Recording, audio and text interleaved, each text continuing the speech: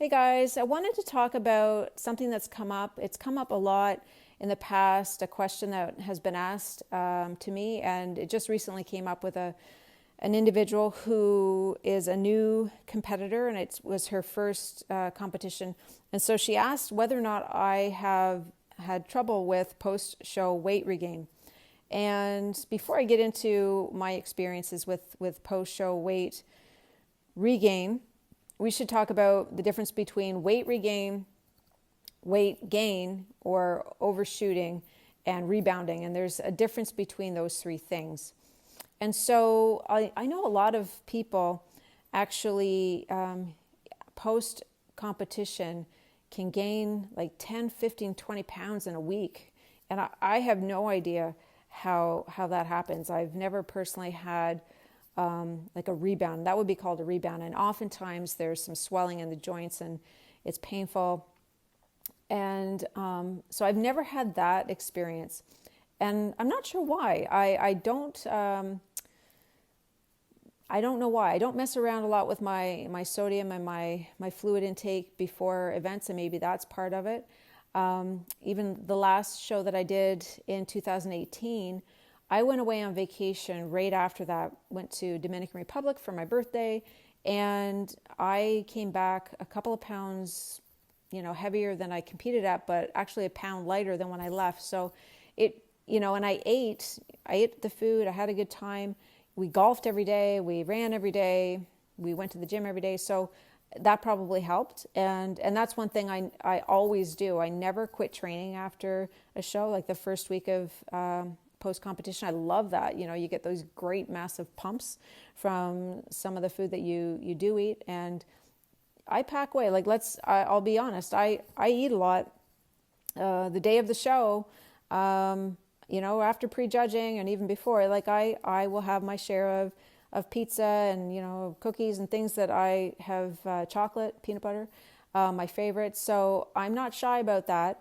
And the first couple of days, you kind of get that out of your system, and then it's right back on. For me, it's just right back on my meal plan, without tracking, but just adding back in carbohydrates and feeling like I'm eating full meals, and trying to just start that process of reversing. Now, I would say I don't do a reverse diet anymore. The last time I sort of did more of what would be a recovery diet, and I ate as much as I wanted, but I was also not stuffing myself and not binging. Okay, so you know that you're going to be hungry. I think that's the thing. You have to know that after a show you are going to be hungry. Number one.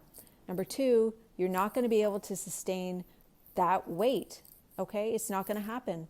So you will gain weight back. You should gain weight back to a healthy body weight, because what you see on stage and that level of leanness is not healthy. It's not sustainable, and people don't understand that. A lot of people don't. Some people do, but initially there's some misconception with new competitors that really get it into their head that that's going to be a weight that they can sustain.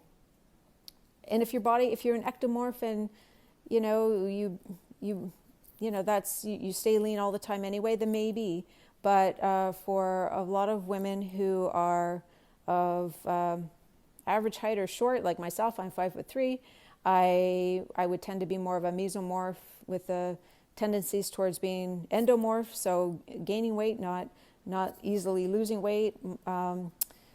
I do not stay more than like 15 pounds above stage weight is where I'm feeling comfortable, healthy, and I function really well.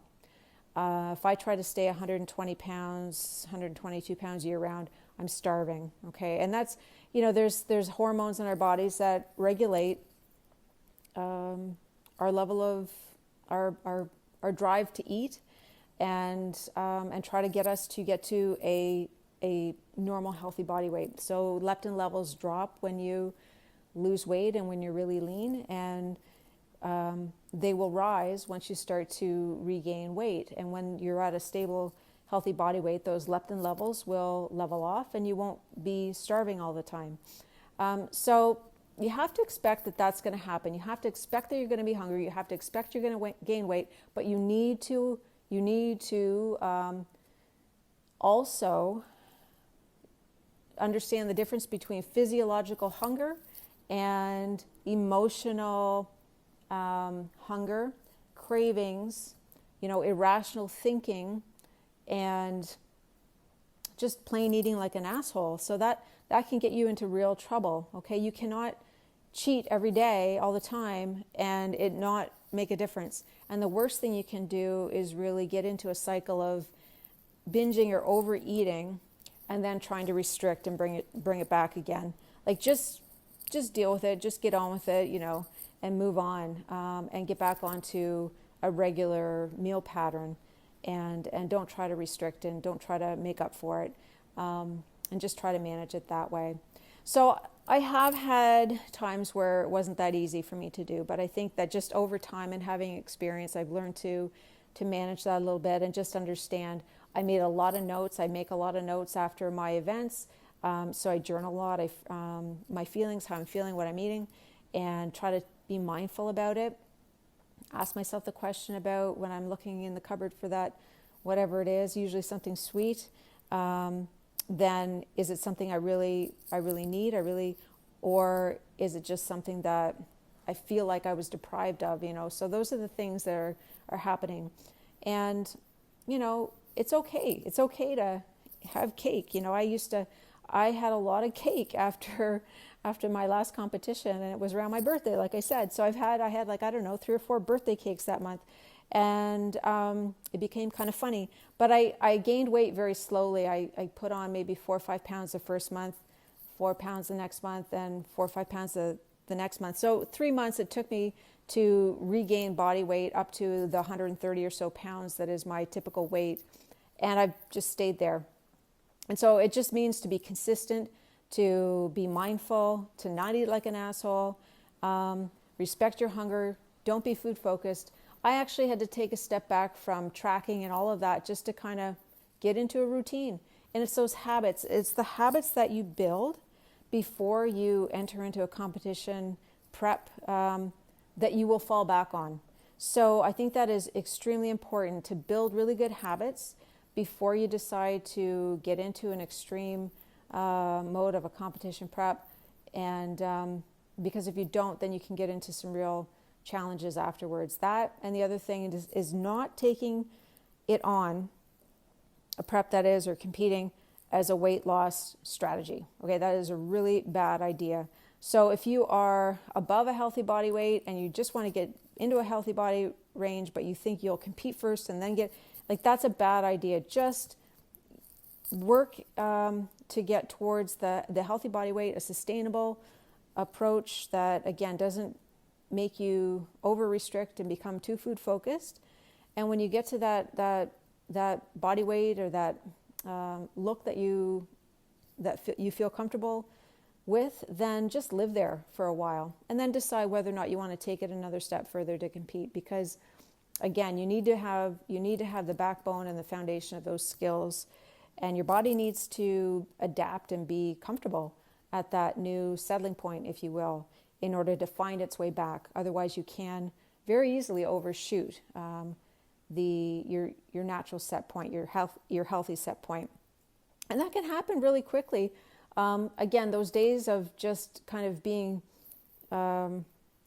overindulgent can add up, and before you know it, if your leptin levels haven't risen, how am I trying to say this? So physiologically, you will still be hungry, even if you eat a lot of food at one time. When you are underweight, you will still be hungry. So you will continue to want to try to eat, but you really have to manage that piece and say, I've eaten enough. I don't feel like I'm full yet. If I continue to eat more, I'm going to gain weight rapidly, and it's going to be more difficult to control that and to get weight off later. So it's just trying to manage the fact that you're going to be hungry, you're probably going to eat more, you don't want to eat too much. Seems a little simple, but anyway, so that's the bottom line. So yes, I have had that experience. You don't need to overshoot your body weight. You do need to be realistic about what weight you should be at after your competition. You will not stay stage lean. You will be hungry.